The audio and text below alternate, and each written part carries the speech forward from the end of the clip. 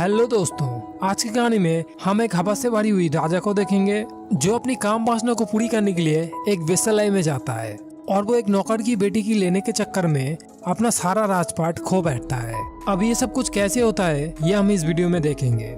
दोस्तों, कहानी के स्टार्टिंग में हम माया और तारा को देखते हैं। तारा जो कि एक राजा की बेटी है और माया एक नौकर की बेटी है और वो दोनों बहुत ही अच्छे फ्रेंड हैं। फिर हमें एक औरत रासा देवी को दिखाया जाता है जो कि काम वासना के बारे में सबको नॉलेज देता था, साथ में एक आदमी को कैसे अपने काबू में करना है ये भी सिखाती थी।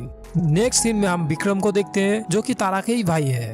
विक्रम माया से प्यार करता था, इसलिए वो अक्सर उसे छेड़ा करता था, बट माया उसे बिल्कुल भी पसंद नहीं करती थी। उसके बाद हम तारा और माया को डांस करते हुए देखते हैं और यहाँ माया का एक्सप्रेशन बहुत ही अच्छा होता है जिसे देखकर तारा अंदर ही अंदर जलने लगती है। फिर कुछ टाइम बीतता है और ये दोनों बड़े हो जाते हैं और यहाँ हम देखते हैं कि तारा और माया तारा के पिता यानी राजा के सामने डांस दिखा रहा होता है और राजा माया के डांस से खुश होकर उसे एक साड़ी गिफ्ट करता है।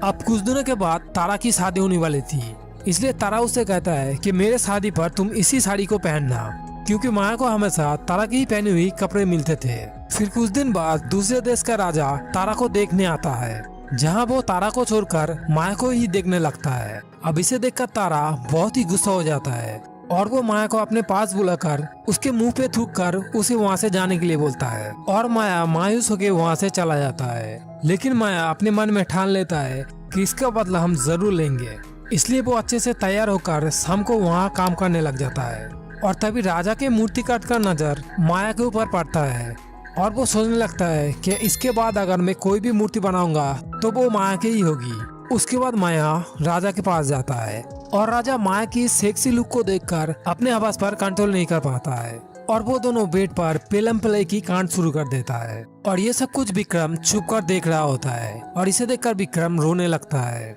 उसके बाद अगले दिन को तारा और राजा की शादी हो जाता है। फिर जब तारा की विदाई हो रहा होता है तभी माया उसे कहता है कि आज तक मैं तुम्हारा इस्तेमाल करा हुआ चीज यूज करते आया हूँ, बट आज मेरा इस्तेमाल किया हुआ पति तुम्हें मिल रहा है। ये बात सुनकर तारा सब कुछ समझ जाता है और बिना कुछ कहे चुपचाप अपने ससुराल में चला जाता है। उसके बाद अगले दिन को विक्रम माया को शादी के लिए पूछता है, लेकिन माया उसे मना कर देता है। इसलिए वो गुस्से में माया और राजा के बीच में हुए पिलम प्ले की कांड के बारे में सबको बता देता है। ये सब कुछ पता चलने की वजह से माया को धक्का देकर राजमहल से बाहर निकल दिया जाता है और उसे ये गांव छोड़ने का आदेश दिया जाता है। और वहीं दूसरी तरफ राजा तारा के साथ बेड पर इंटीमेट हो रहा होता है और यहाँ वो गलती से तारा को माया के नाम से पुकारता है। अब इससे माया को बहुत ही बुरा लगता है, इसलिए वो राजा को अपने से दूर कर देता है। और वहीं दूसरी तरफ माया दूसरे राज्य में चला जाता है। यहाँ आने के बाद सबसे पहले वो जय कुमार से मिलता है जो कि राजा के लिए मूर्ति बनाया करता था। उसके बाद जय कुमार माया को देखकर मूर्ति बनाने लगती है और मूर्ति बनाने के लिए वो माया के बॉडी में इधर उधर टच करता है। इससे माया गुस्सा होकर वहाँ से चला जाता है। फिर जय कुमार माया को समझाता है कि वो ऐसे ही मूर्ति बनाता है। अब माया के पास रहने के लिए कोई भी घर नहीं था, इसलिए जय कुमार उसे लेके रासा देवी के पास जाता है और रासा देवी उसे बहुत ही प्यार से रखती है। बट इस टाइम पर माया जय कुमार को गलत समझ रहा था। इस पर रासा देवी उससे कहता है कि जय कुमार बाकी आदमियों की तरह नहीं है, वो बहुत ही अच्छा इंसान है। ये सुनकर माया को गिल्टी फील होता है, इसलिए वो अगले दिन को जय कुमार से माफी मांगने के लिए उसके घर में जाता है, जहाँ वो दोनों एक दूसरे के करीब आता है और वो दोनों दबा के संभोग करती है।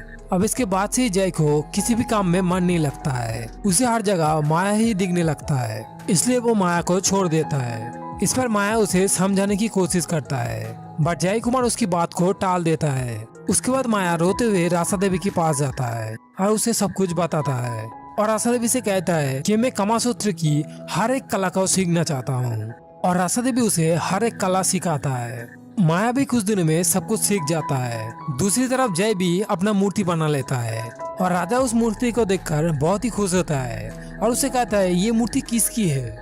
इस पर जय उससे कहता है अब वो लड़की यहाँ पर नहीं है, वो यहाँ से जा चुकी है। अब राजा उस मूर्ति से इतना ज्यादा खुश होता है कि वो सबको उस लड़की को ढूंढने के लिए बोलता है और उसके लिए वो इनाम भी रखता है। और इधर जय को भी अपना गलती का एहसास होता है, इसलिए वो माया से मिलने रासा देवी के पास जाता है।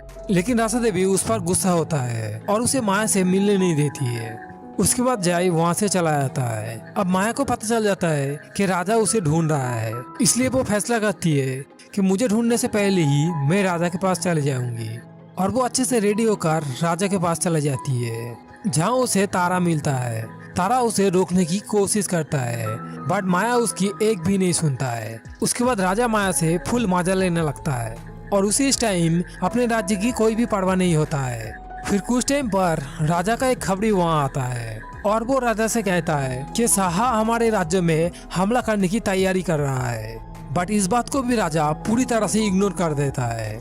उसके बाद रात को माया राजा के पास जाता है और रासा देवी से सिखाया हुआ कामासूत्र का कला इस्तेमाल करते हुए राजा का साथ गपागप करता है।